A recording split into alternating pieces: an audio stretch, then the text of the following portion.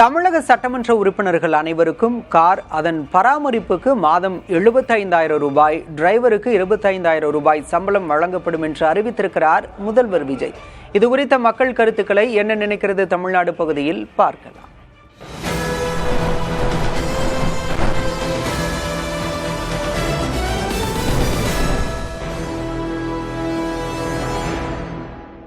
ஒரு எம்எல்ஏ பேட்டி கொடுக்குறப்ப நான் கேள்விப்பட்டேன், அவர் பஸ்ஸிலே வந்து அலுவலகத்துக்கு வந்து போன மாதிரி சொன்னார்.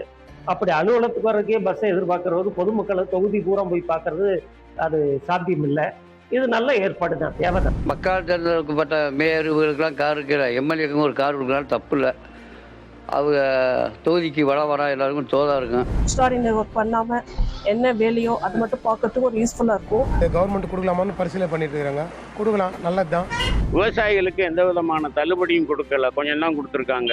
அந்த மாதிரி மக்கள் பயன்படும் வகையில் கொடுக்கலாம். சட்டமன்ற உறுப்பினர்கள் என்ன இல்லாதவங்கள ஏழை மக்களுக்கு உதவி செய்வதும் ஒரு உதாரணமாக எடுத்துக்கொண்டால் ரொம்ப நன்றாக இருக்கும். கார் கொடுக்குறது வேஸ்ட்டு. அதில் கவர்மெண்ட்டுக்கு இது பயணமாக மக்கள் போனோம் வீணாக்கப்படுறாரு. அவ்வளோ செலவு பண்ணி தான் எல்லாரும் சட்டமன்ற உறுப்பினர் ஆகும்போது அவர்களுக்கு காரெல்லாம் வந்து ரொம்ப சாதாரணம். ஒரு சில சட்டமன்ற உறுப்பினர் 3 கார் வச்சிருக்கங்கிறத அவங்களே அறிவிக்கிறாங்க. அப்படி இருக்கும்போது இது மக்கள் பணத்தை வீணடிக்கிற கருத்தா தான் தெரியுது. அவங்க வந்து தொகுதியில் இருக்க எல்லா பகுதிக்கும் எல்லா கிராம சுற்றிட்டு மக்கள் பணி வந்து பார்ப்பாங்க.